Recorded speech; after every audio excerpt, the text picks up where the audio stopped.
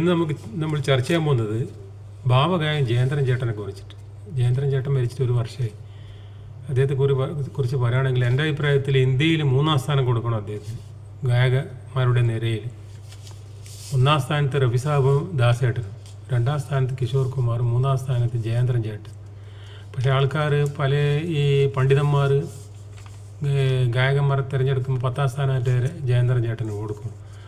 അതിന് മുന്നേ SP ബാലസുബ്രഹ്മണ്യം, മന്നാടെ, തലത്ത് മുഹമ്മദ്, മുകേഷ്, അങ്ങനെ കുറേ ഗായകന്മാരെല്ലാം കഴിഞ്ഞിട്ടാണ് ജയേന്ദ്രൻ ചേട്ടന് കൊടുക്കും. അപ്പോൾ സത്യത്തിൽ ജയേന്ദ്രൻ ചേട്ടന് 3-ാം സ്ഥാനം. പ്രത്യേക ശബ്ദത്തിന് ഒരു ഉടമയാണ്, മധുരമായ ഒരു ശബ്ദമാണ്, വ്യത്യസ്തമായ ശബ്ദം, അനുകരണീയമല്ലാത്ത ശബ്ദം.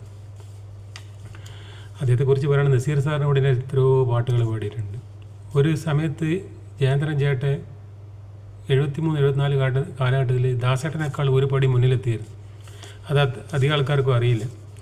നീലഗിരിയുടെ സഖികളെ, ജ്വാലാമുഖികളെ, സ്വർണ്ണഗോപുര നർത്തകി, അത് പിന്നെ ഇതിൽ ദിവ്യവർഷത്തിൽ മധുവിൻ്റെ ആ പാട്ടെല്ലാം പാടുന്ന സമയത്ത് ആ വർഷം ഈ സ്വർണ്ണഗോപുരവും നീലഗിരിയുടെ സഖികളും പാടുന്ന സമയത്ത് ദാസേട്ടനേക്കാൾ ഒരു പടി മുന്നിലായിരുന്നത്. ഫാൻസ് കൂടുതൽ ജയേന്ദ്രൻ ചേട്ടനായിരുന്നു.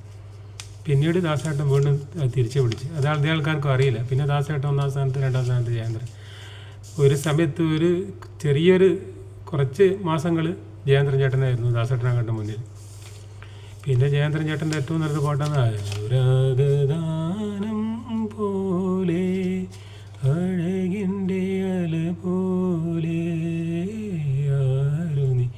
പിന്നെ റംസാനിലെ ചന്ദ്രികയോ രജനീഗന്ധിയോ തരിവളകൾ ചേർന്നു കിലുങ്ങി, സ്വപ്നലേഖേ നിന്റെ സ്വയംവര പന്തലിൽ പഞ്ചമി പാലാഴി, പുഞ്ചിരിപ്പാലാഴി.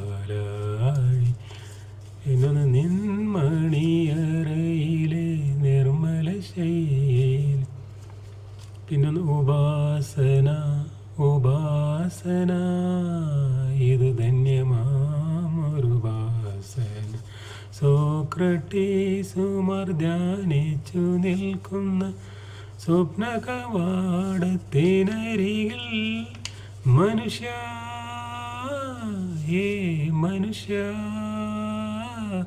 വലിച്ചെറിയൂ നിന്റെ മുഖമൂടി. ഉപാസന എന്താ പാട്ടത്. പിന്നൊരു പാട്ടാണ് കരിമുകിൽ കാട്ടിലെ രജനിതൻ വീട്ടിലെ